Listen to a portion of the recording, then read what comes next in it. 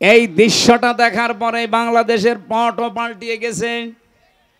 আরে জাকসুর কারণে পটও আরো পাল্টাবে, এই জন্য জালেমেরা অনেকে বুঝে ফেলেছে, এখনো ফল দিচ্ছে না।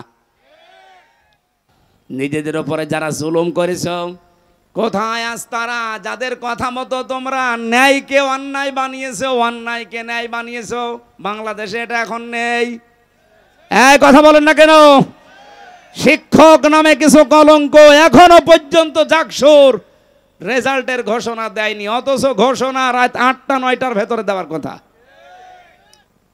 এত করে একটা প্রতিষ্ঠানের এই সর্বোচ্চ ৮,৫০০ ৭,৫০০ থেকে ৮,০০০ ভোট, এইটা গণনা করতে যদি ২৪ ঘন্টা পার হয়ে আবার ২৪ ঘন্টা চলে আসে, যে জাতীয় নির্বাচন কি করবেন এদেশের মানুষ বুঝে ফেলেছে। এটা নিয়ে যদি ঝামেলা করেন এদেশে কোনো নির্বাচন আগামীতে আর হবে না ইনশাআল্লাহ। এই জন্য কোনো ষড়যন্ত্র না করে যে যা পেয়েছে সেটা তার কাছে পৌঁছিয়ে দেন। আর যারা ষড়যন্ত্র করছেন তাদের কিন্তু ফেরেশতারা এটা বলবে। আষাঢ় দিয়ে যখন মরণের বিছানায় পড়বেন তখন বলবে মা তা কুনতুম তাদউনা মিন দুনিল্লাহ, আল্লাহ বাজে তাদের উপরে ভরসা করেছিলে, কেউ আমেরিকার দিকে, কেউ ভারতের দিকে, কেউ লন্ডনের দিকে, কই তারা? এদের যে ভরাডুবি হয়েছে তার প্রমাণ এই ডাকসু। যেই কয়টা মুখ বাঁচি গলা বাঁচি করত, এমন পচা পচেছে। বাইরের দেশেও কিছু আছে এদের দোসরেরা, এই যে হারপিক মজুমদার নাকি যেন নাম, নিজাম মজুমদার, ওর নাম আমি ভালো জানি না, ওই হারপিক মজুমদার দেখি মাঝে মাঝে। পাগল হয়ে গেছে লোকটা। নির্বাচনের আগের দিনও কত লাইভ করে করে মানুষকে বিভ্রান্ত করছিল যে আপনারা কে গরু ছাগলকে ভোট দেবেন, তাও শিবিরকে দেবেন না। অথচ শিবিরে যে ভোট পেয়েছে সব মিলেও তার সমান হয়নি। যারা দাপাদাপি করতো তারা মাত্র ৫,০০০। এত নিষেধ করার পরেও মহান আল্লাহ শিবিরকে প্রায় ১৪,৫০০ ভোটে বিজয়ী করেছে। এই দৃশ্যটা দেখার পরে বাংলাদেশের পটও পাল্টিয়ে গেছে। আরে জাকসুর কারণে পটও আরো পাল্টাবে, এই জন্য জালেমেরা অনেকে বুঝে ফেলেছে, এখনো ফল দিচ্ছে না। যেই দিন ডাকসু নির্বাচন হয় তার পরের দিন আমার আসনে কুষ্টিয়ায় প্রায় 10টা গ্রামের প্রধান, ওরা নিজেরাই যে কোরআন শরীফ আমার সামনে এসে আমারে বলছে হুজুর ও শয়তানদের সাথে আর নেই, বেঁচে যতদিন আছি দিন কায়েমের জন্য আল্লাহর রাস্তায় থাকবো, আপনি আমাদেরকে সাথে নেন। আমি বললাম যে কালেমা পড়ানো লাগবে, বলছে না মুসলমানই, কিন্তু এতদিন ছিল ওই সমস্ত জায়গায়। কালেমা যদি পড়ানো লাগে আমি পড়িয়ে দেই। আজকেও কুষ্টিয়াতে আমার নিজের আসনের ভেতরে ইবি থানার আবদালপুরে আমি জমান নামাজ পড়িয়েছি। নামাজের পরে 18 জন এসে আমার হাতে হাত দিয়ে সব কালেমা পড়েনি, কিন্তু মুসলমান হয়েছে। এসব ডাকসু আর জাকসুর শুধু ফল ঘোষণা দেওয়ার পরে সারা দেশে যেভাবে দলে দলে পালে পালে মানুষ আসতেছে, আমার মনে হয় কিছুদিন চাইতে দেন ওয়ারাইতান নাসা ইয়াদখুলুনা ফি দীনিল্লাহি আফওয়াজা। এ নবী আপনি দেখবেন দলে দলে পালে পালে মানুষ ইসলামে প্রবেশ করছে, সেই দৃশ্য এখন বাংলাদেশে দেখা যাচ্ছে। আল্লামা দেলাওয়ার হোসাইন সাইদি শহীদ রহমতুল্লাহ আলাইহি, তার সন্তান জনাব মাসুদ সাইদি ভাইয়ের হাতে আজকে 50 জন এসে যোগ দিয়েছে, মুসলমান হয়েছে। কারণ ওই এলাকায় হিন্দু বেশি। আমার তো মনে হচ্ছে ১৫০০ বছর আগে নাজিল হওয়া কোরআনের সূরা এই নসরের আয়াতটা বাংলাদেশের জন্য এখন খাপের খাপ মমতাজের বাপ মিলে যাচ্ছে। এই কথা বলেন না কেন? এই জন্য ঝড় যখন উঠেছে এই দেশে এখন দল যে নামে আসুক না কেন, দুইটা, হয় আল্লাহর দল নয় শয়তানের দল। আমি ওপেন ঘোষণা দিয়েছি আমার কুষ্টিয়ায় যে বাংলাদেশে এখন দল 14টা থাক আর 28টা থাক আর 73টা থাক, দল এখন দুইটা, হয় আল্লাহর দল নয় শয়তানের দল। এই জমিনে যারা আল্লাহর দিন কায়েম করতে চায়, আল্লাহর বিধান প্রতিষ্ঠা করতে চায়, তারা সব এক দল। এবং আল্লাহর আইনের বাইরে যারা মানুষের তৈরি করা বিধান কায়েম করতে চায় এরা এক কথায় শয়তানের দল। এখন আপনার সিদ্ধান্ত, আপনার কাছে কোনটায় যাবেন। আল্লাহর দলে থাকলে বিজয়ী হলেও আপনার লাভ, যদি হেরে যান তাও লাভ। আর শয়তানের দলে থাকলে হয়তো টাটকা কিছু সুখ পেতে পারেন, আজীবন আপনাকে জাহান্নামের আগুনে থাকা লাগবে। অনেক আলেম পর্যন্ত আমি এখন দেখতে পাচ্ছি, এটা গাইবান্ধা আছে কিনা আমি জানি না, অনেক জেলাতে দেখি ওরে এখনো দোদুল্যমান অবস্থা, যে যদি অ্যাক্টিভ ভাবে ইসলামের পক্ষে আমি লেগে পড়ি আর যদি পাশ না করে তখন আমার ইমামতি থাকবে। তো আপনি ইমামতি নিয়ে আসেন, আর আপনার এরকম মনে হয় কেন যে এবার ইসলাম যাবে না? আপনি 100% বিশ্বাস করতে পারেন বাংলার সংসদে এবার ইসলাম যাবেই। এই আমি যে যাবেই বললাম, এটা আমি নিজের ইচ্ছাই বলেছি না। সূরা আলে ইমরানে এসেছে, ওয়ালা তাহিনু ওয়ালা তাহজানু ওয়া আনতুমুল আ'লাউনা ইন কুনতুম মুমিনিন। আল্লাহ বলেন কোনো ভয় নেই, কোনো চিন্তা নেই। শব্দটা কিন্তু ওয়া আনতুম আ'লাউনা ছিল, অথচ আ'লাউনার আগে আলিফ লাম দিয়ে এটাকে আল্লাহ নির্দিষ্ট করে দিয়েছেন। আরবি গ্রামারের নিয়ম অনুযায়ী মুবতাদা যদি মারেফা হয়, খবর হওয়ার কথা সব সময় নাকেরা অনির্দিষ্ট, অথচ আল্লাহ এখানে আলিফ লাম দিয়ে এইটাকেও নাকেরাকে মারেফা বানিয়ে দিয়েছেন, নির্দিষ্ট করে দিলেন। খবর যদি কোনো সময় মারেফা নির্দিষ্ট হয়ে যায় তাহলে ইফিদুল হাসরা, হসরের ফায়দা দেয়, বাংলা অর্থ দাঁড়ায় হবেই। আল্লাহ বলেন তোমরা বিজয়ী হবে, ইন কুনতুম মুমিনিন। একটা শর্ত দিলাম, মুমিন হওয়া লাগবে। এই জন্যে আপনাকে বারবার আমি জানাচ্ছি যে আপনি দোদুল্যমান অবস্থায় থাকবেন না, হয় ইসলামের পক্ষে থাকবেন, না আপনি বেঈমানের পক্ষে থাকবেন। এটা এখন ফাইনাল সিদ্ধান্ত আপনাকে আজকেই নেওয়া লাগবে, নয়তো ইসলাম যদি এসে যায় আপনি এই যে সাপোর্ট করছেন না, তখন বিপদে পড়বেন। আর আল্লাহর কসম এবার ইসলাম আসবেই, কারণ যে ঝড় উঠেছে। আল্লামা সাঈদীর কথা ছিল, বাংলাদেশের ঐতিহ্যবাহী জেলা গাইবান্ধা, ইসলামের উর্বর ভূমি পলাশবাড়ি।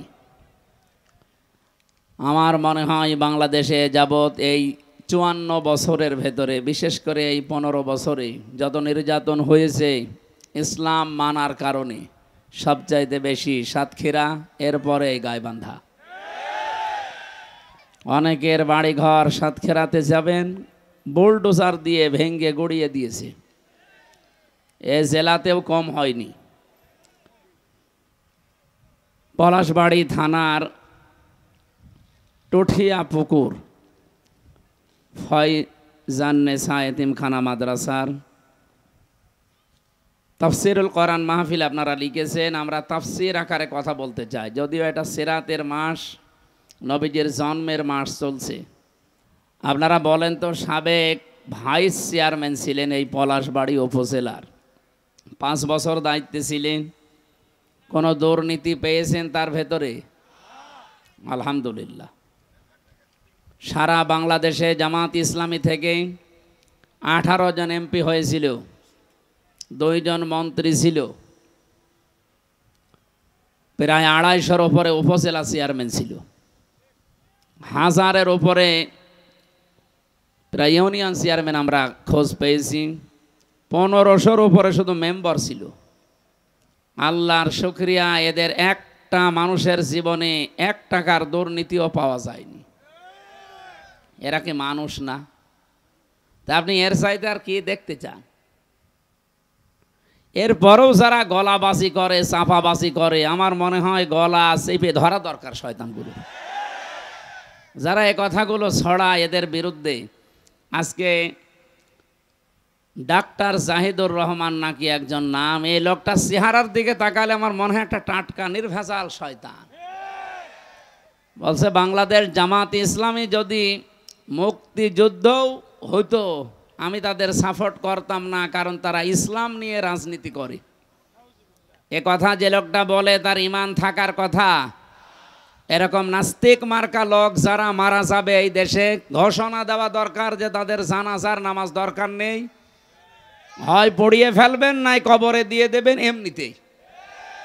কারণ ইসলামে রাজনীতি আছে এই কথা যারা বিশ্বাস করে না সে কাফের। আর কাফের মরে গেলে জানাজা পড়া যায়? বলেন। নবীদের চাচা মুশরিক কাফের ছিল, নবীজি জানাজা পড়ানো তো দূরের কথা, শুধু দোয়া করতে চেয়েছিলেন, আল্লাহ হাতের উপরে বলেছেন না, মা কান আলিন নাবিয়্যি ওয়াল্লাযীনা আমানু আইয়াস্তাগফিরু লিল মুশরিকিন। সূরা তাওবা এসেছে 113 নম্বর আয়াত। হে নবী, এটা আপনার চাচা আমি জানি, কিন্তু লোকটা তো মুশরিক। কোন নবীর জন্য কোন ইমানদারের জন্য জায়েজ নেই, উচিত না, শোভনীয় না যে কোনো মুশরিকের জন্য আমি আল্লাহর কাছে ক্ষমা চাবে। সুতরাং বাংলাদেশে আমার মনে হয় এখন অনেকে এরকম যারা করবে এই উদাহরণ তৈরি করা দরকার, তাহলে বাকি শয়তানগুলো এমনি ভালো হয়ে যাবে। যারা এই কথা বলতে পারে যে জামাত ইসলামী বাংলাদেশ এরা ইসলাম নিয়ে রাজনীতি করে, এই একটাই দোষ, এই কারণে আমি তাদের পছন্দ করি না, তার মানে আপনি সরাসরি ইসলামী রাজনীতিকে পছন্দ করেন না। এই কথা বলেন না কেন? এদের জানাজা যারা পড়বে আমার মনে হয় তারাও ওই রকমই। এর চাইতে গ্যারান্টি দেওয়ার মতো আমার মনে হয় বাংলাদেশে আর মানুষ দিয়ে হবে না। এর চাইতে ভালো মানুষ যদি পেতে চান তাহলে ফেরেশতা জিবরাইল নিয়ে আসেন, তাছাড়া আপনি এর চাইতে ভালো মানুষের পাবেন কোথায়? আজকের মাহফিলের প্রধান অতিথি যিনি আপনারা নাম দেখতে পাচ্ছেন, বিশিষ্ট ইসলামী চিন্তাবিদ, শিক্ষাবিদ, সারা জীবন তিনি জ্ঞানের আলো ছড়িয়েছেন, অধ্যক্ষ মাওলানা নজরুল ইসলাম দামাত বারকাতুহুমুল আলিয়া, বলেন আমিন। ঘোষক যিনি ঘোষণা দিচ্ছিলেন বাংলাদেশ জামাত ইসলামী থেকে এমপি পদপ্রার্থী না, ঘোষণা ঠিক হয়নি, উনি পদপ্রার্থী নয়, উনি নমিনি। নমিনি এবং এমপি পদপ্রার্থী এ শব্দের ভেতরে অনেক পার্থক্য আছে। বাংলাদেশ জামাত ইসলামী থেকে যারাই ভোটে দাঁড়ায় তারা কেউ নিজের ইচ্ছায় দাঁড়ায় না, দল তারে দাঁড় করিয়ে দেয়। এখানে আমরা 3 জন নমিনি আছি, আল্লাহর কসমে কোরআন শরীফ আমার সামনে, যেদিন আমার নাম ঘোষণা দিয়েছে নমিনি ওই দিনও আমি জানতাম না।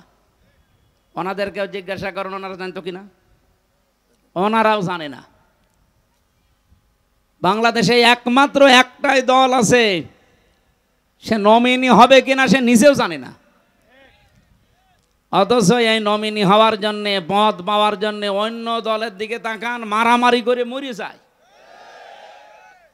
এর চাইতে আপনি আর কি চান?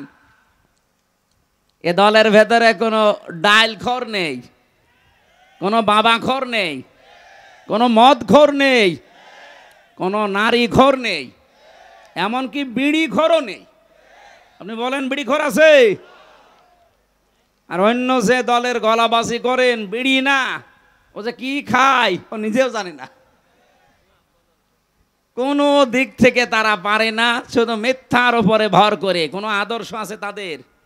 এদেশে যারা জামাত ইসলামের বিরুদ্ধে বলে, শিবিরের বিরুদ্ধে বলে, একটারও কোনো আদর্শ নেই। ওদের পেছনে হাত দিয়ে দেখবেন চরিত্র বলতেই কিছু নেই। আমার মনে হয় রক্ত পরীক্ষা করলে কি যে বের হবে আল্লাহ ভালো জানে। এর চাইতে আর শক্ত কথা বলতে পারলাম না। সুতরাং বাংলাদেশে শুধু নজরুল ইসলাম না, 300 মানুষের নাম বাংলাদেশ জামাত ইসলামী থেকে ঘোষণা এসেছে। আমরা কেউ এমপি পদপ্রার্থী না, আমরা সব নমিনি। আমার কথা মনে হয় বোঝা গেছে। আমিরে জামাত ডাক্তার শফিকুর রহমান হাফিজাহুল্লাহ ঘোষণা দিয়েছেন যে এই দল থেকে কেউ এমপি হলে, মন্ত্রী হলে 5 বছরে তার একটা টাকা বাড়বে না, যা আছে আরো কমে যাবে। আপনি অন্য কোন দলের লোককে ঘোষণা দিতে বলেন তো, আমার মনে হয় বাংলাদেশে যে দল আছে কোন দল থেকে এমপি দাঁড়াবে না। বলবে ও ঝামেলা করে করবো কি? আমার আসনে যিনি দাঁড়াবে, আমি নাম নিলাম না, উনি অলরেডি ঘোষণা দিয়েছে যে এই আসন ঠিক রাখার জন্য আমি 100 কোটি টাকা খরচ করব। কি লাভ আপনার? আপনি 100 কোটি টাকা খরচ করবেন একটা আসনের জন্য, আপনার কি লাভ বলেন? অবশ্যই আপনি 500 কোটি টাকা এখান থেকে তুলবেন। আর আমাদের 1 টাকা খরচও নেই, তোলার কোনো ধান্দাও নেই। এই জন্যে উনি শুধুমাত্র অধ্যক্ষ ছিলেন না, উনি সাবেক উপজেলা চেয়ারম্যান ছিলেন। ওনার ভেতরে কোনো দুর্নীতি 5 বছরে পেয়েছেন আপনারা। সুতরাং আমরা আর কিছু বলতে চাই না, এখন আপনাদের বিবেকের ওপরে ছেড়ে দিয়েছি, যা করবেন করেন। মঞ্চে বসা ওলামা ইকরাম, সামনে বসা মুসলমান ভাইরা, পর্দার আড়ালের সম্মানিতা মা এবং বোনেরা, এখনও মনে হয় শীত সেরকম পড়েনি। এই জন্যে এই অনুষ্ঠানগুলো এখনও বাংলাদেশের বিভিন্ন জেলাতে শুরু হয়নি, আস্তে আস্তে আরম্ভ হচ্ছে। আমরা যেহেতু সাংগঠনিকভাবে চলাফেরা করি, এই জন্যে সংগঠনের বাইরে যেতে পারি না। আমাদের সর্বোচ্চ জায়গা থেকে নির্দেশ দেওয়া যে নিজের এলাকাতে থাকবেন, এবার বাইরে যাওয়া এখন দরকার নেই। এই জন্যে খুব কম আসা হচ্ছে। হয়তো 2-3 মাস পরে একবার আসলে আপনারা একটু সাড়া দেবেন তো ইনশাল্লাহ। আরও যারা আলেম ওলামা আসবে এলাকায় কোরআনের দাওয়াত নিয়ে, এই যে 3 তারিখে সামনে মাসে অক্টোবরে সিলেট থেকে আসবেন ডক্টর মোহাম্মদ মাওলানা ফয়জুল হক হাফিজাহুল্লাহ, অনেক জ্ঞানী মানুষ। আপনারা দল বেঁধে আসবেন, আরও মানুষকে নিয়ে আসবেন তার অনুষ্ঠানে। সবাইকে নিয়ে দরবারে ইলাহিতে শুকরিয়া আদায় করছি, আল্লাহ যে আমাদের সুস্থ রেখেছেন। জোরে বলেন আলহামদুলিল্লাহ। দরুদ আর সালাম পড়ছি আমাদের নবীর উপরে, কারণ এটা রবিউল আউয়াল মাসের আজকে 18 তারিখ না, ভাদ্র মাসের কয় তারিখ? 28 তারিখ। ইংরেজি সেপ্টেম্বরের আজকে 12 তারিখ। দেখতে দেখতে কিন্তু রবিউল আউয়াল চলে যাচ্ছে। 18 তারিখ যেহেতু হয়ে গেছে, আর মাত্র 12টা দিন আমাদের সামনে আছে। যে মহান মিশন এবং ভিশন নিয়ে এসেছিল এই মাসটা, আমরা কিছুই করতে পারিনি। শুধু অনেকে মিলাদ পড়ে খেচড়ি আর জিলাপি খেয়েই শেষ করে দিয়েছে। অথচ রবিউল আউয়াল কি এটা করার জন্য আসে? রবিউল আউয়াল একটা উদ্দেশ্য আছে। আমি প্রায় 27টা কারণ পেয়েছি সিরাত ইবনে হিশামের ভেতরে। ঐতিহাসিক যারা তারা লিখেছে রবিউল আউয়াল এই মাস যেহেতু নবীজির জন্মের মাস এবং তার এন্তেকালের মাস, এই মাসেই তিনি দুনিয়ায় এসেছিলেন, এই মাসেই বিদায় নিয়েছেন। আমাদেরকে যেটা দিতে আসে এই মাস, তার অন্যতম শিক্ষা হচ্ছে হক। কি বললাম? হক। আর রাহিকুল মাখতুমের ভেতরে পড়ছিলাম, মিলাদ যারা পড়েন, মিলাদ যারা দেন, তারা অনেকে হয়তো জানেন না, যেহেতু এই রংপুর বিভাগে এগুলোর প্রচলন কম আছে। এগুলো সব চাইতে বেশি চলে সিলেট আর চট্টগ্রামে। এ মাস আসলেই তারা মিলাদের বাহার, কেউ 5 দিন, 7 দিন, 19 দিন, 63 দিন পর্যন্ত মিলাদ চলছে। এমনকি নামও তারা দিয়েছে ঈদে মিলাদুন নবী। কোথায় পেয়েছেন ভণ্ডামি? এই পৃথিবীতে মাত্র 2টা ঈদ আল্লাহর পক্ষ থেকে রাসূলুল্লাহকে দেওয়া হয়েছে, একটা ঈদুল আযহা, এটা ঈদুল ফিতর। এর বাইরে কোনো ঈদ আমাদের জন্য আর নেই। কথা বলেন না কেন? ওরা কোরআন শরীফের আয়াত পড়ে দলিল দিতে চায় এভাবে, قد جاءكم من الله نور وكتاب مبين। সূরা মায়েদার 15 নম্বর আয়াতের শেষের দিকে এটা আছে, অবশ্যই আল্লাহর পক্ষ থেকে তোমাদের কাছে এসেছে স্পষ্ট কিতাব, নূর। এখানে ওরা বলতে চায় কিতাব মানে কোরআন শরীফ, আর নূর মানে মুহাম্মদুর রাসূলুল্লাহ না। আপনি তাফসীরগুলো খোলেন, যারা পড়তে পারে জিজ্ঞাসা করেন। আল্লাহ পাক এখানে নূর এবং কিতাব এ দুইটাই এক জিনিস। কারণ কোরআনের 55টা নাম আমি পেয়েছি, তার অন্যতম নাম 5টা, এর ভেতর একটা নাম হচ্ছে আন-নূর। কোরআনের নাম কি? এখানে মাঝখানে যেহেতু ওয়া আছে, আল্লাহ পাক এখানে নূর এবং কিতাব দুইটা জিনিসই আসলে এক। এটা যে এক তার প্রমাণ কি? কোন আয়াত থেকে কেউ তাফসীর করতে হলে উসুলে তাফসীরের মূল নীতি হচ্ছে এর আগের আয়াত পরের আয়াতের সাথে সম্পর্ক কি আছে, এটা আপনাকে জানা লাগবে। যারা এভাবে আলেম হওয়ার পরেও দলিল দেন, মানুষকে ধোঁকা দিয়ে বোকা বানাতে চান যে এখানে নূর মানে মুহাম্মদুর রাসূলুল্লাহ আর কিতাব মানে কোরআন শরীফ, না। কারণ এর প্রমাণ এ দুইটাই যে এক, এর প্রমাণ আল্লাহ নিজে পরের আয়াতে দিয়েছেন। ইয়াহদি বিহিল্লাহ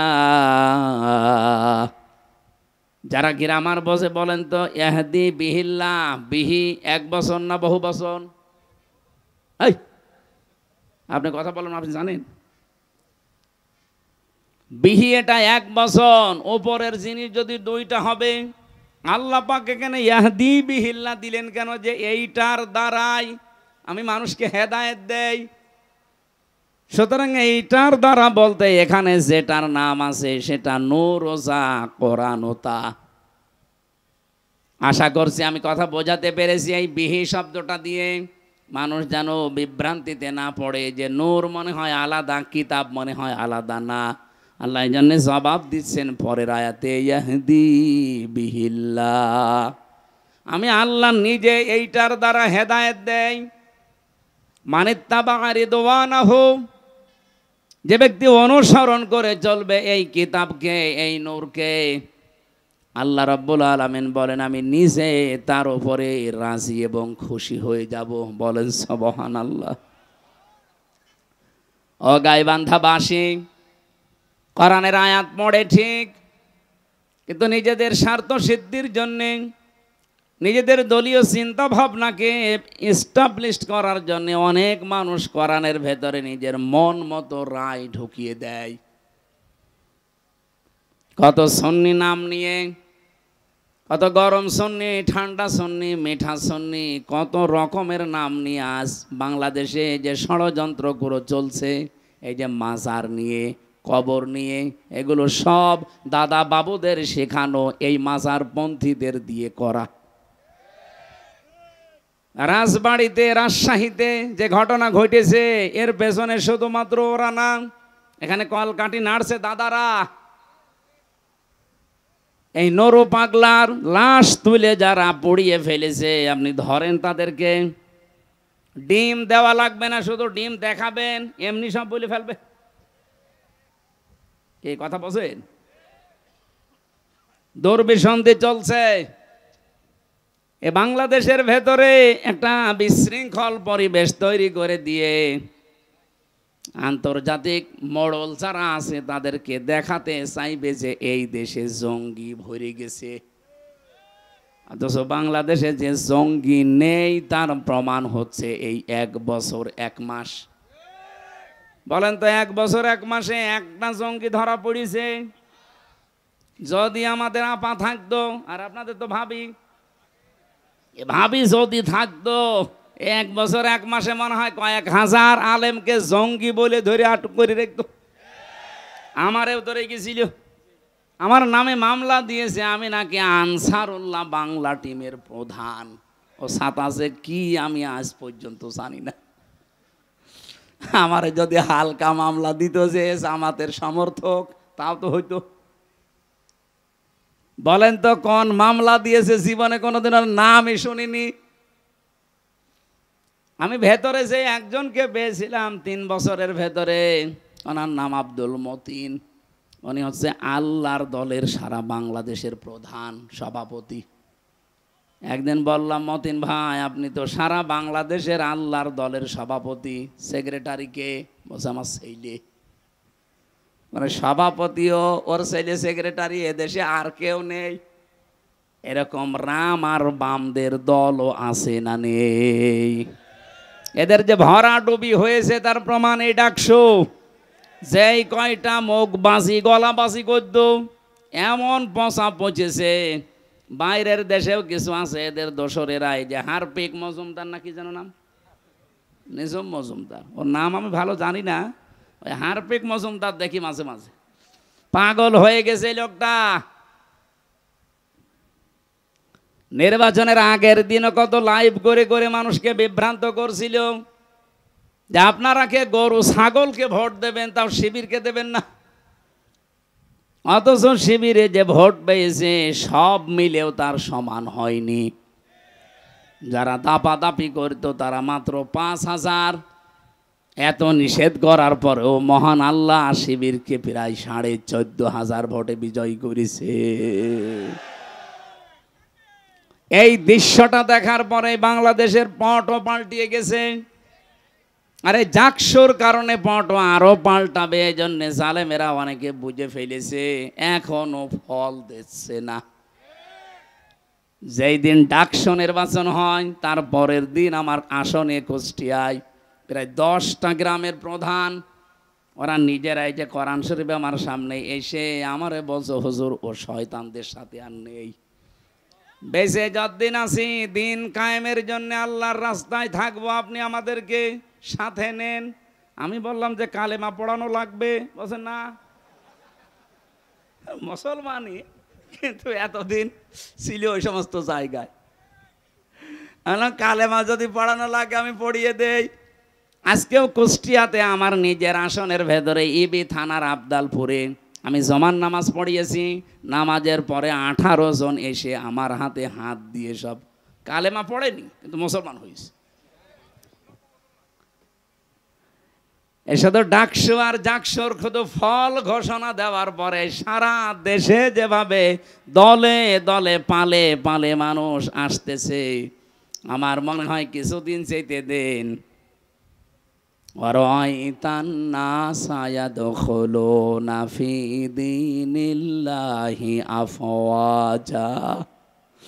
এ নবী আপনি দেখবেন দলে দলে পালে পালে মানুষ ইসলামে প্রবেশ করছে, সেই দৃশ্য এখন বাংলাদেশে দেখা যাচ্ছে।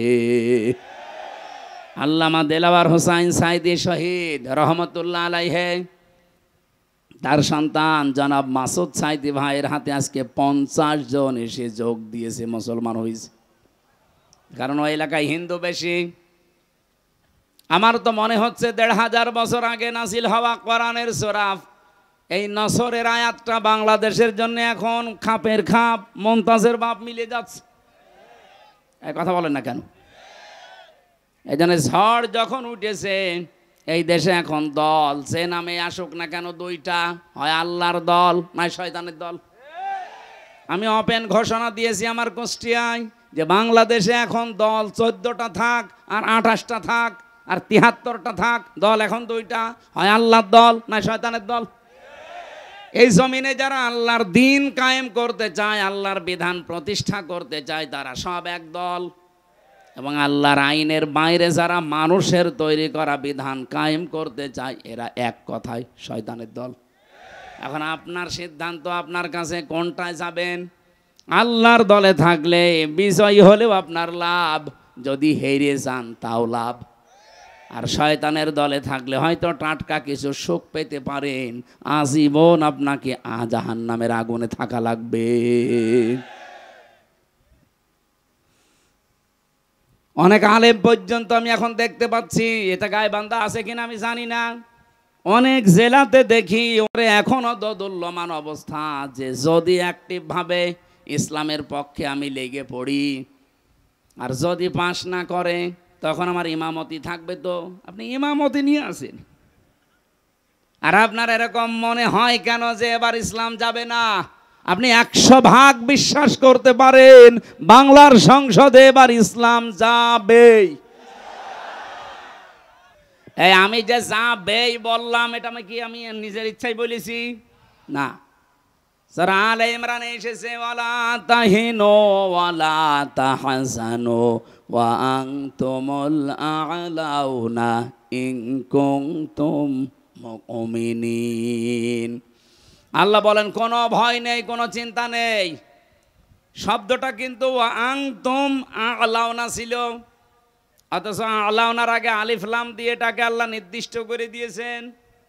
আরবি গ্রামারের নিয়ম অনুযায়ী মুবতাদা যদি মারেফা হয়, খবর হওয়ার কথা সব সময় নাকেরা অনির্দিষ্ট, অথচ আল্লাহ এখানে আলিফ লাম দিয়ে এইটাকেও নাকেরাকে মারেফা বানিয়ে দিয়েছেন, নির্দিষ্ট করে দিলেন।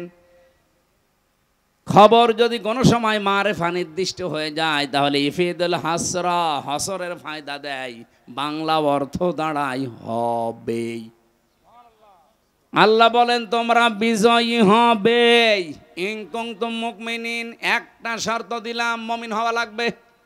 এই জন্যে আপনাকে বারবার আমি জানাচ্ছি যে আপনি দোদুল্যমান অবস্থায় থাকবেন না, হয় ইসলামের পক্ষে থাকবেন না আপনি বেঈমানের পক্ষে থাকবেন। এটা এখন ফাইনাল সিদ্ধান্ত আপনাকে আজকেই নেওয়া লাগবে, নয়তো ইসলাম যদি এসে যায় আপনি এই যে সাপোর্ট করছেন না, তখন বিপদে পড়বেন। আর আল্লাহর কসম এবার ইসলাম আসবেই, কারণ যে ঝড় উঠেছে।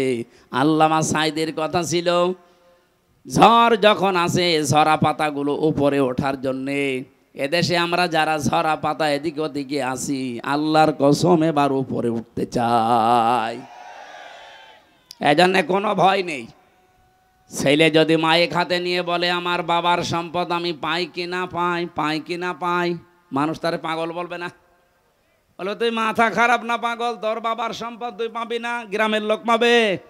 92% মুসলমানের দেশে যে ঝড় এবার উঠে পড়েছে, এইটা দেখেও যদি কারো বিশ্বাস না হয় যে ইসলাম এবারও যদি না আসে, ইসলাম আসবে না, আসবে কি?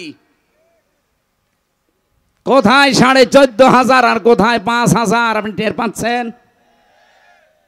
এটা আল্লাহর দয়া ছাড়া জীবনেও সম্ভব না। এক কথা বলো না কেন? সেদিন গোবিন্দচন্দ্র পরামানিকের সাথে দেখা হয়েছিল, উনি আমারে বলছিলেন, মাওলানা আমি একজন হিন্দু মহাজোটের সেক্রেটারি সারা বাংলাদেশের, আমি যা দেখলাম এই বাংলাদেশে যদি জামাত ইসলামী রাষ্ট্রীয় ক্ষমতায় যায় তাহলে দেশের সব দলের মানুষ নিরাপদে থাকবে। এটা হিন্দু বিশ্বাস করে, আপনার কি হয়েছে? আশা করছি এবার বিশ্বাসটা আপনি পাকাপোক্ত করে নেন। হয় ইসলামের পক্ষে থাকবেন না ইসলামের বিপক্ষে থাকবেন, মাঝামাঝি কোনো রাস্তা বলেন বলেন নেই। যেহেতু রবিউল আউয়াল মাস, জন্মের কাহিনী শুনতে অনেকে ভালোবাসেন, আমি কাহিনী কয়েক মিনিট বলবো, কিন্তু একটা শিক্ষা দিতে চাই। এই শিক্ষাটা এখনই নেওয়া লাগবে।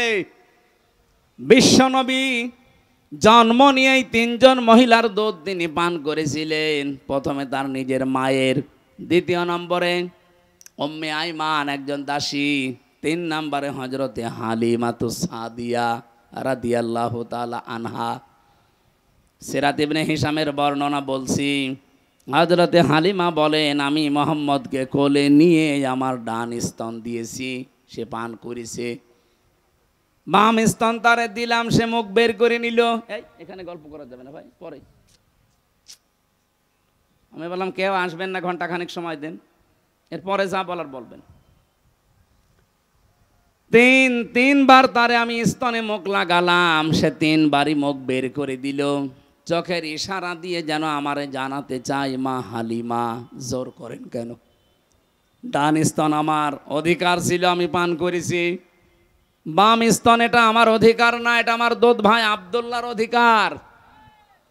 দুনিয়াতে তো আমি ভাইয়ের হক নষ্ট করার জন্য আসি না, এসেছি ভাইয়ের হক ফিরিয়ে দেওয়ার জন্যে। রংপুর বিভাগের মানুষেরা, যেই নবী মায়ের কোলে বসে এই রবিউল আউয়াল মাসে ভাইয়ের হক নষ্ট করে না, আরো ফিরিয়ে দেয়, সেই নবীর উম্মত আমরা যত বড় হচ্ছি ভাইয়ের হক মারার জম হচ্ছি। কথা বলেন না কেন? একটা হাদিস পড়ছিলাম আজকে, আন আনাসিন রাদিয়াল্লাহু আন আবি যাররিন রাদিয়াল্লাহু তাআলা আনহু قال قال النبي صلى الله عليه وسلم من ادعى ما ليس له فليس منا ওয়ালিয়াতাবাওয়া মাকআদাহু মিনান নার, রাহু মুসলিম। আমি কি বাংলা বলবো? কি নবীজি বলেন, যে জিনিস তোমার না ওইটা যদি নিজের আয়ত্তে নিয়ে রাখো, 2টা ক্ষতি তোমার ওই দিন থেকে আরম্ভ হয়ে যাবে। 1 নম্বরে ফালাইসা মিন্না, যে জিনিস তোমার ছিল না ওটা যদি নিজের দায়িত্বে নিয়ে রাখো, জোর করে জবরদস্তি করে অন্যায়ভাবে সাদাবাজি করে, যেভাবে হোক অন্যের জিনিস যদি নিজের দায়িত্বে নিয়ে রাখো, যেটার মালিক তুমি না, তাহলে ওই দিন থেকে তুমি আর আমার উম্মত নেই। বলেন তো বাংলাদেশে এই হাদিসটা যদি আমি মিলাতে চাই, আগস্টের 5 তারিখের পরে 1 বছর 1 মাসে বহু মানুষ নবীর উম্মত থেকে অলরেডি বের হয়ে গেছে। আমি কি বেশি বললাম? রংপুর বিভাগে হয়তো এরকম ঝামেলা হয়নি, কিন্তু আমার খুলনা বিভাগে বাবা শাহজালাল সব হালাল। ভিক্ষুকের টাকা পর্যন্ত ছাড়ছে না। একটা ভিক্ষুক 250 টাকা উপায় করেছে সারাদিন, সেখান থেকেও 30 টাকা চাঁদা। ও 30 টাকাকে আপনার বাবার টাকা, আপনার নিজের টাকা। এমনিতে এভাবে ভরাডুবি হচ্ছে না দেশের মানুষ এখন, আর ওই আগস্টের 5 তারিখের আগে নেই, এখন সব বুঝে ফেলেছে। 1 বছর 1 মাসে বাংলাদেশ জামাত ইসলামের নামে কোনো দোষ এভাবে কেউ দিতে পারেনি। মিথ্যা যারা দিয়েছে সব ধরা পড়ে গেছে। কেন বলছি? ওরা মিথ্যা তহমত লাগিয়েছিল যে জামাত ইসলামী এরাও চাঁদাবাজি করে, এরাও ছিনতাই করে। কিভাবে? এরা ইসলামী ব্যাংক ছিনতাই করে নিয়েছে। ইসলামী ব্যাংকে আপনার বাবার, যাদের ব্যাংক তারা ফেরত পেয়েছে, চাঁদাবাজি হয় কি করে? এই কথা বলেন না কেন? যারা আজ বলে ইসলামী ব্যাংকও ছিনতাই হয়ে গেছে, ব্যাংকে আপনার বাবার, এদের মাথার ঘাম পায়ে ফেলে বানানো ব্যাংক। এটা হারিয়ে গিয়েছিল, এখন তারা ফেরত পেয়েছে। হাদিসের যে শাস্তি, অন্যের জিনিস যারা জোর করে, জবরদস্তি করে, দখল করে, চাঁদাবাজি করে নিজের কাছে রেখে দেয়, তারা হচ্ছে নবীর উম্মতের বাইরে চলে গেছে। 2 নাম্বারটা আরো কঠিন, ওয়ালিয়াতা বাউয়া মাকআদাহু মিনান নার। নবীজি বলেন সে যেন জাহান্নামে নিজের একটা স্থান বরাদ্দ করে নিল। বলেন নাউজুবিল্লাহ। বাংলাদেশের মানুষেরা, বিশেষ করে রংপুর বিভাগের মানুষেরা আলা ভোলা, এদের একটা নামই আল্লাহ পাকই কারা দিয়েছে আল্লাহ জানে। সে যাই হোক, এর একটা আলা ভোলা। এলাকার মানুষেরা যেহেতু অন্য বিভাগের তুলনায় হালকা একটু গরিব, আপনারা 500 বছর আগে জান্নাতে যেতে পারবেন, কিন্তু সাবধান, অন্যের জিনিস নিজের দখলে নিয়ে রাখবেন না।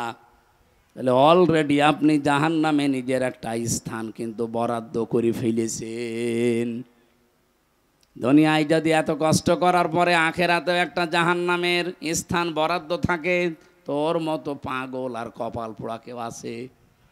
সাবধান বাণী উচ্চারণ করলাম এই জন্যে। খুব ভালোবাসিয়ে বিভাগের মানুষকে ফিরে আসেন। যদি কেউ উল্টাপাল্টা থাকেন, চরিত্র সংশোধন করেন। আমার আজকের আলোচনার বিষয়, যেহেতু রবিউল আউয়াল মাস, নবীজির জন্ম এবং এন্তেকালের মাস, এই জন্য আমি এইরকম একটা আয়াত পড়েছি। আমার আলোচনার বিষয় হচ্ছে কার আদর্শ অনুসরণ করছেন, প্রশ্নবোধক চিহ্ন। এরপরে লেখা আছে সাবধান। কি বললাম বোঝা গেছে? কার আদর্শ অনুসরণ করছেন, প্রশ্নবোধক চিহ্ন। সবার কাছে এই প্রশ্নটা। পরের শব্দ একটা আছে সাবধান, আশ্চর্যবোধক শব্দ। আমি এর উপরে কথা বলবো ইনশা। তাহলে যেই নবী মায়ের কোলে বসে এই রবিউল আউয়ালে ভাইয়ের হক ফিরিয়ে দেয়, সেই নবীর উম্মত এখন যদি আমরা ভাইয়ের হক মেরে খাই, তা কিসের মিলাদ পড়েন আপনি? আমার কথা মনে হয় বোঝা গেছে। তাহলে আজকে থেকে আপনি সিদ্ধান্ত নিতে পারেন, জীবনে আর যাই হোক, আমার দ্বারা কারো হক অধিকার যেন নষ্ট না হয়, আমরা যেন মেনে চলতে পারি এই রবিউল আউয়ালে। এই পয়েন্টটা বলেন আমিন। সূরা আরাফ 35 নম্বর আয়াত, মাত্র একটা আয়াত পড়েছি, 2টা আয়াত, 35-36। নবীজির লক্ষ লক্ষ হাদিস থেকে একটা হাদিসের আংশিক পড়েছি। ইবনে মাসউদ রাদিয়াল্লাহু তাআলা আনহু বলেন, নবীজি আমাকে বলেছেন, ফাত্তাবিউস সিওয়াদাল আযম, তোমরা অনুসরণ করবা ওই দলকে যাদের দ্বারা ইসলাম কায়েম হওয়া তাড়াতাড়ি সম্ভব। বাংলাদেশে যত দল আছে, নির্দ্বিধায় এবং স্পষ্ট ভাষায় বলতে পারি 73টা দল এই দেশে কাজ করছে। সবচাইতে তাড়াতাড়ি যোগ্যতা নিয়ে ইসলাম এই দেশে কায়েম করতে পারে বাংলাদেশ জামাত ইসলামী। এদের ইউনিয়নের মেম্বার থেকে আন্তর্জাতিক জীবন পর্যন্ত চালানোর সৎ এবং যোগ্যতা সম্পন্ন মানুষ আছে। কিন্তু অন্য কোন দলে আপনি দেখান, আমি সেখানে যাব। বলেন একটা দলের নাম বলেন যে সেটা মেম্বার থেকে একেবারে আন্তর্জাতিক জীবন পর্যন্ত সব জায়গা তারা চালাতে পারে। ওই দলে যদি এরকম লোক, সৎ এবং যোগ্য লোক থাকে, বলেন আমি সেখানে যাব। আপনি দেখাতেও পারবেন না, আবার নবীর এই নির্দেশও মানবেন না। আপনি কি হয়েছেন কি? আমার কথা বোঝা যায়নি? সুতরাং এই দেশে এখন তাড়াতাড়ি ইসলাম কায়েম হওয়া সম্ভব যাদের দ্বারা, নবীজির নির্দেশ ফাত্তাবিউস সিয়াদাল আযম, তাদের অনুসরণ করা লাগবে, সাহায্য করা লাগবে, পেছনে থাকা লাগবে। আমার কথা যদি নাও মানেন, নবীর কথা মানতে অসুবিধা আছে? কার কাছে যদি মনে হয় যে এটা রাজনীতি, এটা ধান্দাবাজি, এদিকে আসেন, কানের নিচে এমন জোরে দেব আপনি সব টের পেয়ে যাবেন। এবার আসেন আয়াতটায়, সূরা আরাফ। আরাফ মানে পরিচিত হওয়া, আরাফা ইয়ারিফু উরফুন, এর বাংলা অর্থ পরিচিত হওয়া। দ্বিতীয় তাফসীর কি? আরাফ নামে একটা প্রাচীর আছে জান্নাত আর জাহান্নামের মাঝে, অবাইনাহুমা হিজাব, 46-47 নাম্বার আয়াতে এই তথ্যটা পাবেন সূরা আরাফের। ওয়ালাল আরাফি রিজালু ইয়ারিফুনা বিসিমাহুম, আল্লাহ পাক বলেন এই জায়গায় আমি কিছু মানুষকে বসিয়ে দেব।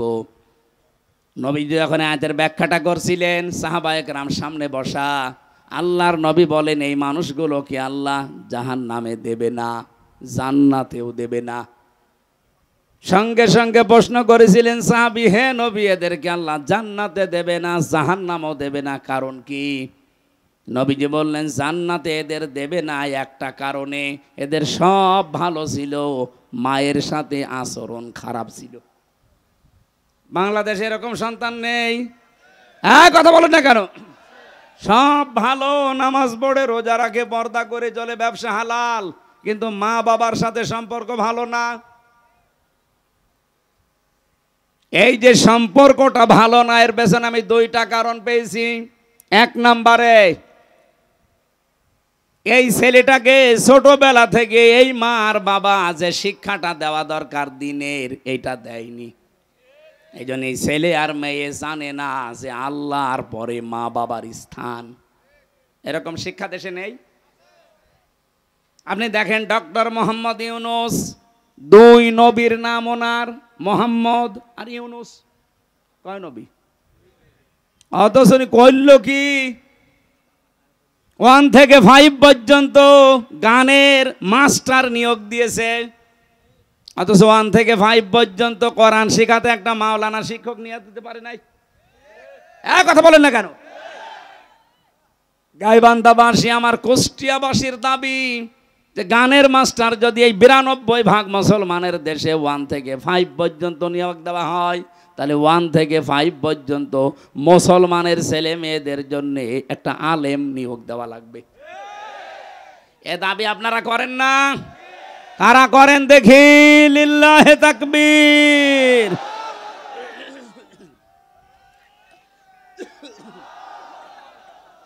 গলা ভেঙে যাচ্ছে, পানি খান, ঠান্ডা লেগে যাবে। চা এত চিনি দিলে তো গলা ভেঙে যাচ্ছে। কিচ্ছু লাগবে না, এমনি গরম পানি আছে, এখন আর হবে না। রিভাব দেন ভাই, ঠিক আছে। সর্বোচ্চ দায়িত্বে যেহেতু আছেন আপনি, এতগুলো মানুষের জীবনের ওপরে দাঁড়িয়ে আছেন, বসে আছেন, যাই হোক, ফেব্রুয়ারির 12 তারিখে নির্বাচন দিয়ে আপনি চলে যাবেন, অলরেডি ঘোষণা দিয়েছেন, আপনি চলে যান। কিন্তু যাওয়ার আগে এমন একটা কাজ করে যান যেন এই জাতির কাছে আপনি অমর হয়ে থাকতে পারেন। এটা আমরা চাই না। নয়তো ওই আরাফ নামক প্রাচীরে আপনি দাঁড়িয়ে থাকবেন, কারণ আপনি তো নিজের অজান্তেই জানেন না যে মা বাবা কি। 2 নম্বরে, অনেক সন্তান আমরা মা বাবার হক পরিপূর্ণ আদায় করতে পারি না বউর কারণে। এলাকা মনে হয় এরকম বউ নেই। আর এই বউগুলোকে শুধু পেছন দরজা দিয়ে ধাক্কা দেয় ওই শাশুড়ি। কার কার বউ আর শাশুড়ি এরকম ঝামেলা আছে একটু সাহস করে হাত তোলেন তো। ওরে ভাই, আপনার তো আসলে সাহস আছে, এটা রেকর্ড হচ্ছে, দেখতে পাচ্ছেন না? না, আমি হাসির জন্য বলি নাই। সম্মানিতা মা এবং বোনেরা, আপনি কি আমাকে আরাফ নামক এই প্রাচীরে দাঁড় করিয়ে রাখতে চান যে আমি যেন জান্নাতে যেতে না পারি? তাহলে আপনাকে বিয়ে করে আমি আমার দুনিয়া এবং আখিরাত দুইটাই তো নষ্ট হয়ে গেল। এরকম কঠিন কথা বলার পরেও কোনো মহিলা যদি সংশোধন না হয়, আমার মনে হয় ওই মহিলা আর আবু জাহেলের বউ নাকেরা এর ভেতর আর পার্থক্য নেই। আবু জাহেলের বর আমি জীবন পড়েছি, এই নাকেরা নামে এই মহিলা এই পৃথিবীতে সবচাইতে স্ত্রীর হাতে বেশি পিটানি খেয়েছে আবু জাহেল। বাংলাদেশে বহু মানুষ আছে তারা বোর হাতে মায়ের খায়। হ্যাঁ, এখানেও আছে, দরকার নেই। এই জন্য আমরা যারা সন্তান আছি, যেহেতু আল্লাহর পরে মা বাবার স্থান, এটা অনেকেই জানেন না, খুব ভালো করে আজকে শুনে যান। আল্লাহ নিজের পরে এই স্থান আপনার শ্বশুর শাশুড়ির দেয়নি, আপনার স্ত্রীর নাম দেয়নি, আল্লাহ দিয়েছেন ওয়াকাদা রাব্বুকা আল্লা তা'বুদু ইল্লা ইয়্যাহু ওয়া বিল ওয়ালিদাইনি ইহসানা। আমি আল্লাহ সিদ্ধান্ত দিয়েছি, ফাইনাল রায় দিয়েছি, আমার ছাড়া ইবাদত আর কারো করা যাবে না। আর আমার পরেই তোমরা মার বাবার সেবা করবা, তাদের পেছনে খরচ করবা, সাধ্য মতো খেদমত করবা। এখান থেকে একটা মাসলা বের হয়, এই এদিকে তাকান। আল্লাহ পাক যে আইন দিলেন, রায় দিলেন, ফায়সালা দিলেন, সিদ্ধান্ত দিলেন যে আল্লাহ ছাড়া কারো ইবাদত করা, কারো আইন মানা। কয়েকজন বললেন আল্লাহর আইন ছাড়া কারো আইন মানা যাবে? আল্লাহর আইন মানা কি? আরো জোরে বলেন। মা বাবার আইন মানা কি? না না, হয়নি। মাঝখানে ওয়া কি খেলা করার জন্য দিস? আল্লাহর আইন মানা ফরজ, কিন্তু মা বাবার আইন মানা ফরজ না, তাদের সেবা করা, খেদমত করা ফরজ। কি বুঝলেন এখান থেকে? আল্লাহর পরে আল্লাহ যাদের নামে স্থান দিলেন, মার বাবা, ওয়াবিল ওয়ালিদাইনি ইহসানা, সেই মা বাবার আইন মানা যদি ফরজ না হয়, তুমি কোন মহারথী যে তোমার আইন মানা লাগবে? বলেন। এই জন্যে তো আমরা এই বিষয়ে এত সোচ্চার যে পৃথিবী বানিয়েছে যিনি, আইন চলবে তার, অন্য কারো আইন আমরা চলতেও দেব না, আমরা মানিও না। আলাহুল খালকু ওয়াল আমরু, বানিয়েছে যিনি, হুকুম তার। আপনি কোন মহারানী যে আপনার হুকুম মানা লাগবে? আমি মা বাবার আইনই মানি না, তার খেদমত করি, সেবা করি, তার পেছনে খরচ করি, কিন্তু আইন মানি কার? সুতরাং আগামীর বাংলাদেশ আমার মনে হয় আল্লাহর আইন বাদে অন্য কোনো আইন আসলে এখানে চলতে দেওয়া হবে না ইনশাআল্লাহ, সে যে নামে আসুক না কেন।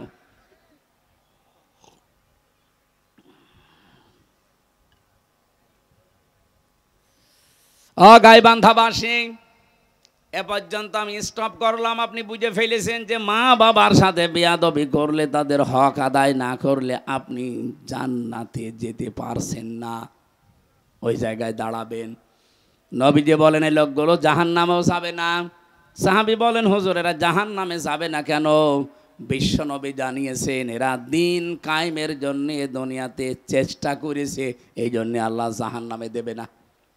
তার মানে হাদিস অনুযায়ী ফাইনাল বলা যায়, যারা বাংলাদেশে আজ দিন কায়েমের জন্য চেষ্টা করছেন, আপনি আর যাই করেন জাহান্নামে আপনাকে আল্লাহ দেবে না।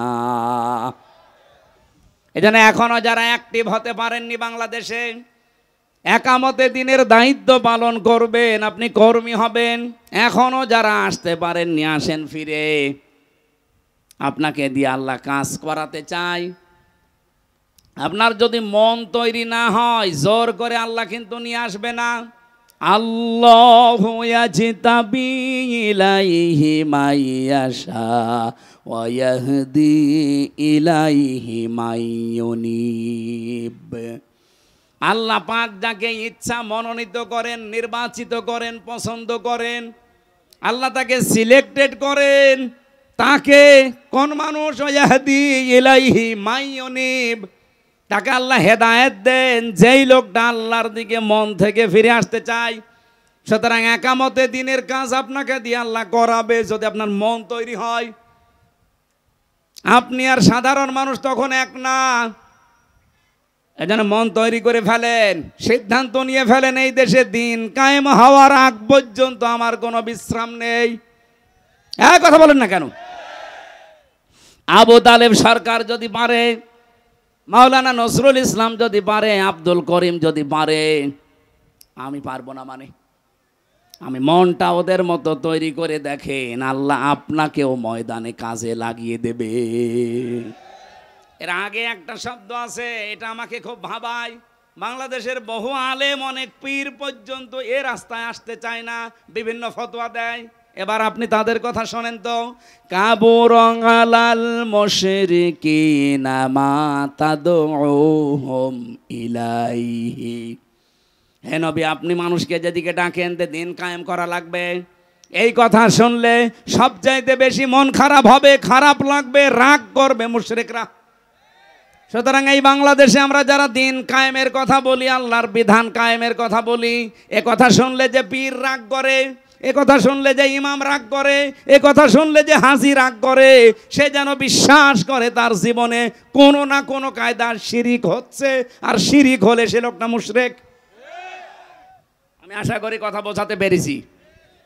আপনার কাছে দিন কায়েমের কথা শুনলে যদি রাজনীতি মনে হয়, যদি মনে হয় এটা ধান্দাবাজি, দুনিয়ার কাজ, আপনি বিশ্বাস করেন আপনার দ্বারা কোনো না কোনোভাবে শিরিক হচ্ছে। আর শিরিক যে করে সে কি? মুশরিক। বলেন বলেন। কাবুরা আলাল মুশরিকিনা মা তাদউহুম ইলাইহি। হে নবী, আপনি যেদিকে মানুষকে ডাকছেন, আনাকিমুদ্দিন ওয়ালা তাতাফাররাকু ফি, আসো দিন কায়েম করি, এ বিষয়ে কোনো মতপার্থক্য চলবে না। আপনার কথা শুনলে রাগ হবে তাদের যারা মুশরিক। তা আমরা তো দিন কায়েমের জন্য বলি, আমার বাবার আইনের কথা বলি না। আপনার রাগ হয় কোন কারণে? আপনি কেন বলেন যে হামজা রাজনীতি করে? আমি বিশ্বাস করি আপনার জীবনে কোনো না কোনো কায়দায় শিরিক হয়ে যাচ্ছে, ওই শিরিক আগে আপনি বন্ধ করেন, নয়তো আপনার রাগ হবেই, এটাই স্বাভাবিক। এজন্য সময় যখন এসেছে দিন কায়েম করার চেষ্টা করলে যেহেতু জাহান্নামে যাওয়া লাগে না, আপনাকে আমি আহ্বান জানাচ্ছি, ফিরে আসেন। দলে দলে পালে পালে মানুষ যেভাবে আসতেছে, আপনিও আসেন, মন তৈরি করেন। এদেশে আর কোনো জালেম, কোনো সাদাবাজ মাথা ছাড়া দিয়ে উঠতে পারবে না ইনশাআল্লাহ।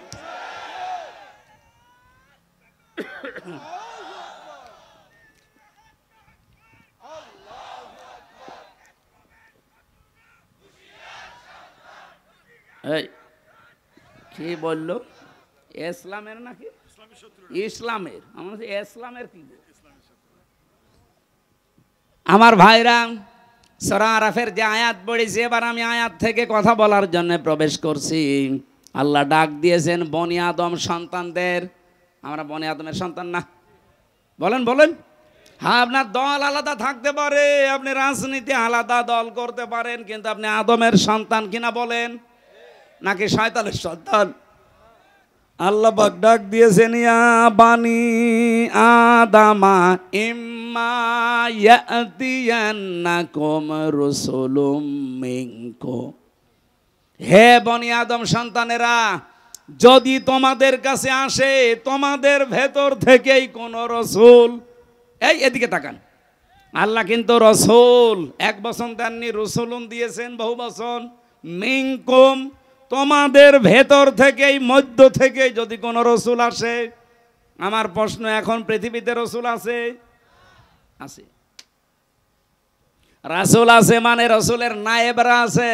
আল উলামা ওয়ারাসাতুল আম্বিয়া, আলেমরা নবীদের ওয়ারিস, উত্তরাধিকারী, নায়েবে রসুল, স্থলাভিষিক্ত। এই জন্য আল্লাহ রসুলুন দিয়েছেন। কিয়ামত পর্যন্ত তার নবী মুহাম্মদ রাসূলুল্লাহ থাকবে না, কিন্তু তার নায়েবরা থাকবে। কথা বলেন না কেন? মাওলানা নজরুল ইসলাম সেরকম একজন নায়েব। ইয়াকুসুনা আলাইকুম আয়াতি, আমার আয়াতগুলো তারা তোমাদের সামনে বর্ণনা করবে। ওনারা কি সারা জীবন আল্লাহর আয়াতগুলোই বর্ণনা করেছে? সে মাদ্রাসায় বলেন, মাহফিলে বলেন, ময়দানে বলেন, নাকি নিজের আয়াত বানিয়েছে? আয়াতি একালিপ টান আছে, আমার আয়াত তারা বর্ণনা করে তোমাদের সামনে। সেই কথার ধারাবাহিকতায় আমিও হামজা এসেছি সেই কুষ্টিয়া থেকে। আল্লাহর কসম, আমি আল্লাহর আয়াতগুলোই বর্ণনা করে আপনাদের শোনাচ্ছি। আমি আপনাদের মতোই মানুষ। এখন আপনাদের দায়িত্ব কি? ফামানিত্তাকা ওয়া আসলাহা ফালা খাউফুন আলাইহিম ওয়ালা হুম ইয়াহজানুন। আমাদের এই কথাগুলো শোনার পরে যে ব্যক্তি নিজেদেরকে আল্লাহর ভয়ে ভীত বানাবে, তাকওয়াবান হবে, মুত্তাকি হবে এবং নিজেদের জীবনকে যারা সংশোধন, ফালা খাউফুন আলাইহিম, গ্যারান্টি দিচ্ছেন আল্লাহ, কোনো চিন্তা নেই, কোনো ভয় নেই। সুতরাং আমাদের উচিত হবে বনি আদম সন্তানকে আল্লাহ কিন্তু ডাক দিয়েছেন রাসূলদের মাধ্যমে। সেই রাসূল এখন থাকলে এভাবে ডাক দিত, তাদের ওই দায়িত্বটা পালন করতে এত দূর থেকে এসে আপনাকে ডাক দিচ্ছি, আসেন। আল্লাহর কোরআনের আয়াত আমি যেভাবে বুঝেছি ওইভাবে আপনাদেরকে বোঝানোর চেষ্টায় আছি। ইয়াকুসুনা আলাইকুম আয়াতি, আল্লাহর আয়াতগুলো তারা বর্ণনা করবে। আমার কাছে কোরআনে কারিমের সূরা ফাতিরের 29 নম্বর আয়াত একটু অন্যরকম লাগে, যেহেতু আয়াত তেলাওয়াত করে আপনাদেরকে ডাক দেওয়া লাগবে। ইন্নাল্লাযীনা ইয়াতলুনা কিতাবাল্লাহি ওয়া আকামুস সালাহ ওয়া আনফাকু মিম্মা রাযাকনাহুম সিররাও ওয়া আলানিয়া ইয়ারজুনা তিজারাতাল লান তাবুর। বলেন আল্লাহু আকবার। নিশ্চয় যারা আল্লাহর কিতাব তেলাওয়াত করছে এবং করবে, ইয়াতলুনা মুজারে, আকামুস সালাহ এবং নামাজ যারা কায়েম করবে এই জমিনে, আনফাকু মিম্মা রাযাকনাহুম সিররা ওয়া আলানিয়া, তারা তাদের সম্পদগুলো ব্যয় করবে গোপনে এবং প্রকাশ্যে, যেগুলো আল্লাহ রিজিক দিয়েছেন। ইয়ারজুনা, তারা এমন আশা করে, তিজারাতান, এমন একটা ব্যবসায়ের আশা করে, লাং তাবুর, কখনো সে ব্যবসায় লস হচ্ছে না, হবে না। বলেন সুবহানাল্লাহ। এদের ভেতরে আমরা 3টা নির্দেশ পেলাম। 1 নম্বরে যারা আল্লাহর কোরআন তেলাওয়াত করে, কি করে বলেন বলেন? পুরা কোরআন শরীফের ভেতরে আপনি কোরআন পড়ার ব্যাপারে 3টা শব্দ পাবেন, করা, রতালা আর এই তালাওয়া। তেলাওয়াতের যে ব্যাখ্যাগুলো আমি পেয়েছি তার অন্যতম ব্যাখ্যা হচ্ছে কোরআন তেলাওয়াত করলে আপনাকে 4টা বিষয় মাস্ট বি মানা লাগবে। 1 নাম্বার, আপনাকে শুদ্ধ করে পড়া লাগবে। আপনি তো আর জীবনে বিশ্ববিদ্যালয়ে এ বয়সে যেতে পারবেন না। ও গাইবান্ধাবাসী, এখান থেকে রেকর্ড হচ্ছে, সারা বাংলার মানুষকে জানাতে চাই, বাংলাদেশে একটা বিশ্ববিদ্যালয় আছে, তার নাম জামাত ইসলামী। আপনি আসেন এখানে, আল্লাহর কসম আপনাকে শুদ্ধ করে কোরআন তেলাওয়াতের ট্রেনিং দেওয়া হবে। এদের তালিমের একটা বিভাগই আছে। এ জেলায় নেই? আছে মানে কি, প্রত্যেক জেলায় থানায় থাকা লাগবে।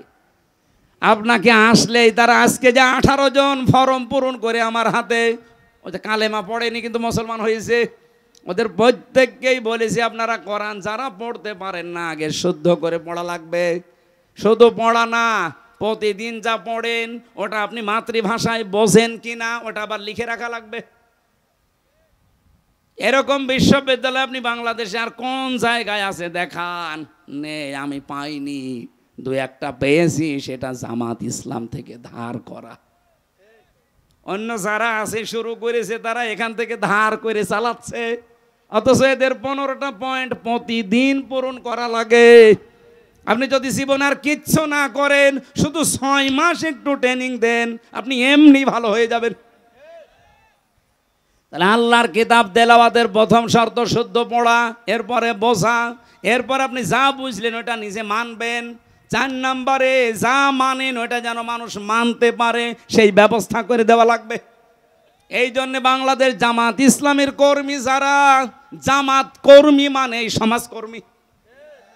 কথা বলেন না কেন? জামাত কর্মী মানে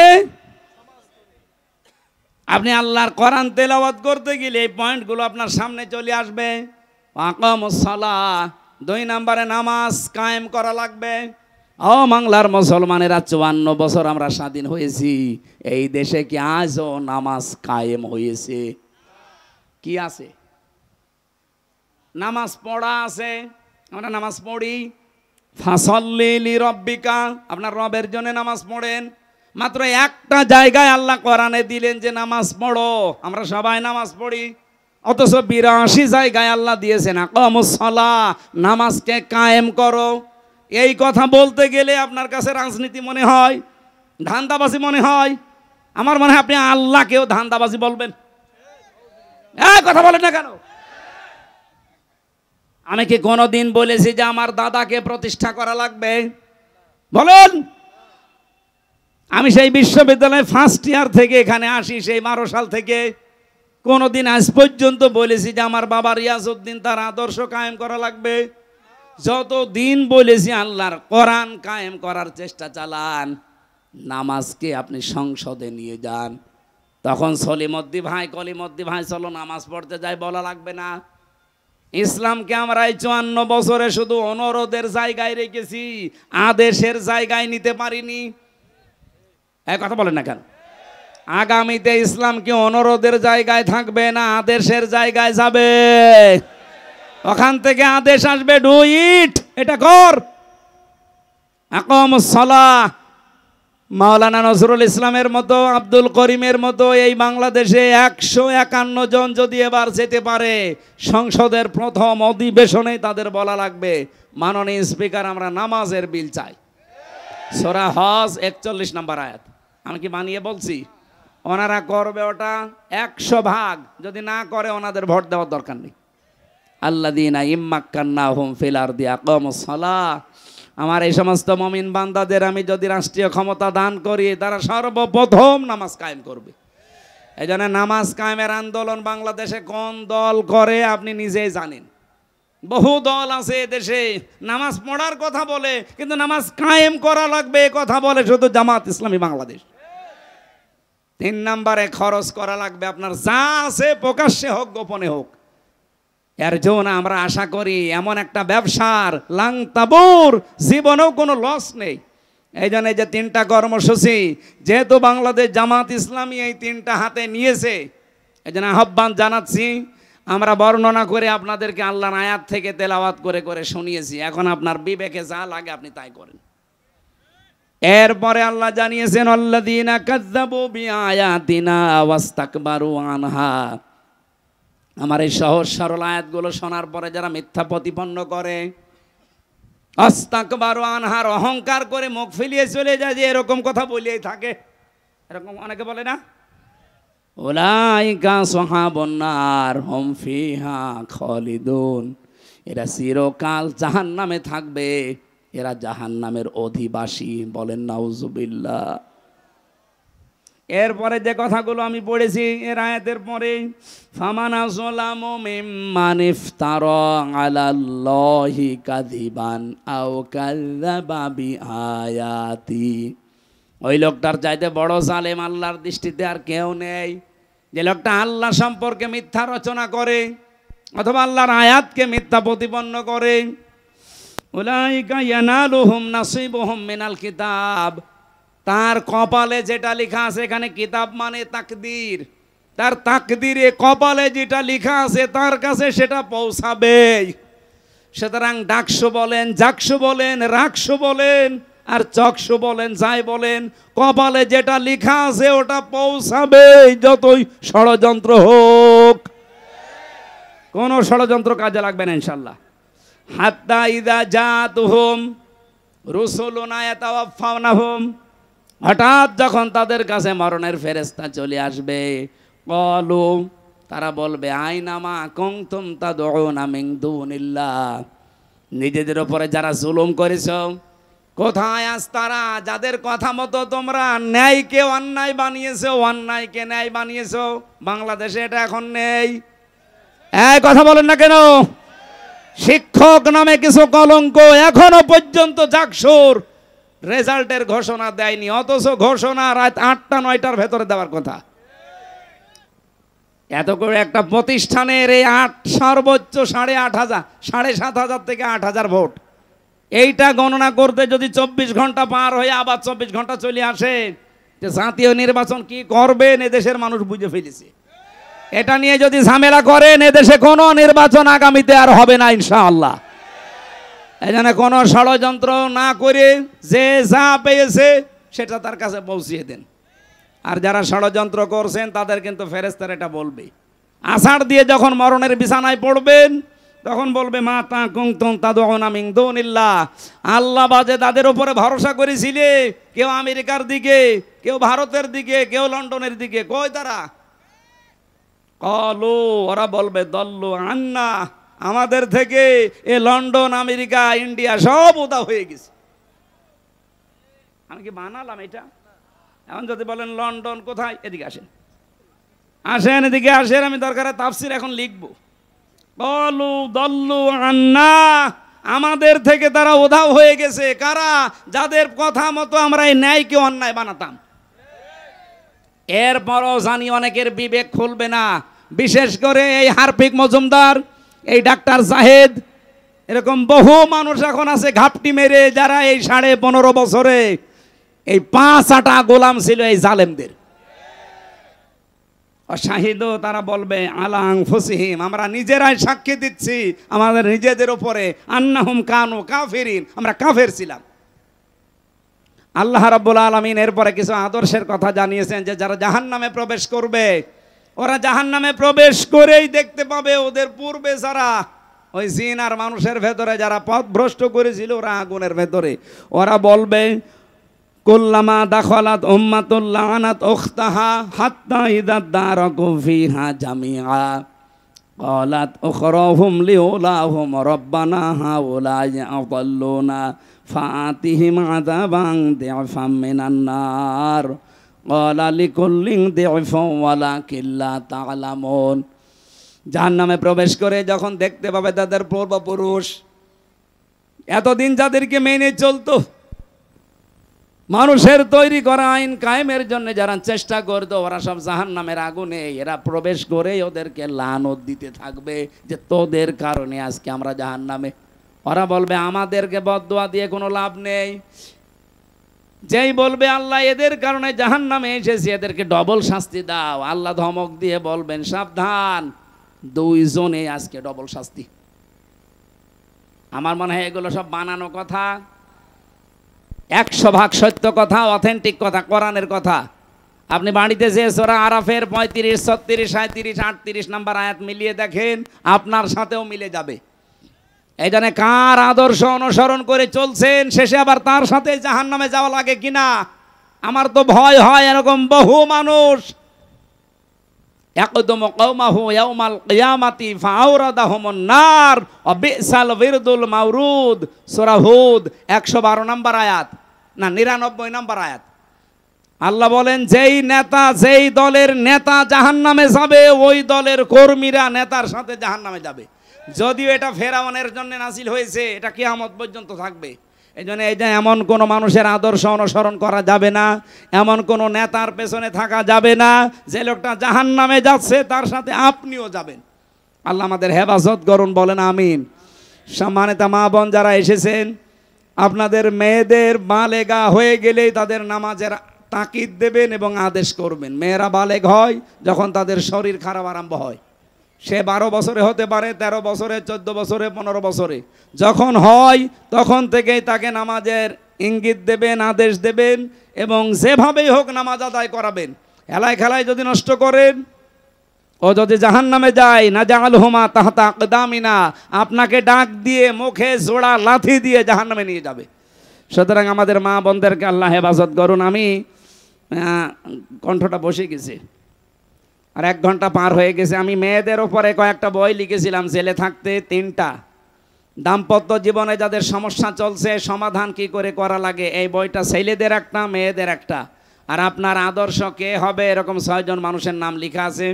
এই 3টা বই যদি পান, নিয়ে যান। গাড়ি কোথায় আছে আমি জানি না, এই যে বামে আছে, নিয়ে যেয়ে পড়েন, কাজে লাগবে। আল্লাহুম্মা আমিন। লা ইলাহা ইল্লা আনতা সুবহানাক ইন্নী কুনতু মিনাজ জালিমিন। রাব্বুল আলামিন যতটুকু শুনেছি এতটুকুই মেনে চলার তৌফিক দাও। 3টা বছর জালেমের জেলখানায় আমার শরীরটা নষ্ট হয়ে গেছে, কণ্ঠটাও বন্ধ হয়ে যাচ্ছে। মেহেরবানি করে আমার কণ্ঠটা তুমি কোরআনের প্রচারের জন্য ভিক্ষা দাও। আমার শরীরটাকে তুমি আগের অবস্থায় আবার ফিরিয়ে দাও। তোমার কাছে আমি কিচ্ছু চাই না, আমার শরীরটা সুস্থ চাই। আমার কণ্ঠটা তুমি মেহেরবানি করে কোরআনের ইজ্জতে ভিক্ষা দাও।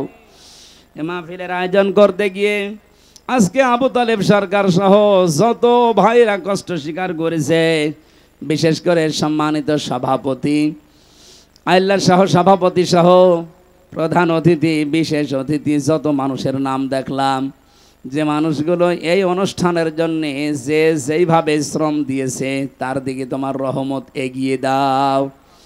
এই রংপুর বিভাগের মাটির নিচে যারাই ঘুমিয়ে আছে কোরআনের ইজ্জতে আজকে থেকেই মাফ করে দাও রব্বুল আলামিন। বড় আশা জীবনের 56,000 বর্গ মাইল তোমার কালাম দিয়ে চলছে, এটা যেন দেখে মরতে পারি। সম্মানিত মা বোনদেরকে তুমি খাদিজার মতো, আয়েশার মতো বানিয়ে দাও রব্বুল আলামিন। যে ষড়যন্ত্র চলছে প্রকাশ্যে এবং গোপনে, আল্লাহুম্মা ইন্না নাজআলুকা ফি নুহুরিহিম ওয়া নাউযু বিকা মিন শুরুরিহিম। ওদের মোকাবেলায় আল্লাহ তোমাকে রাখলাম, মেহেরবানি করে হামিও নাসির হয়ে যাও। প্রশাসনের যে ভাইরাসকে দায়িত্ব পালন করেছে, আল্লাহ তাদের দায়িত্বটা ইবাদত হিসাবে কবুল করো। যত স্বেচ্ছাসেবক কাজ করেছে, যেই মা পেটে নিয়েছে, মায়ের পেট তুমি খাদিজার মতো বানিয়ে দাও। কখন কার কাছে আজরাইল এসে যায় কেউ জানি না, যখনই আসবে জীবনের শেষ কথা যেন বলতে পারি, লা ইলাহা ইল্লাল্লাহু মুহাম্মাদুর রাসূলুল্লাহ। আসসালামু আলাইকুম।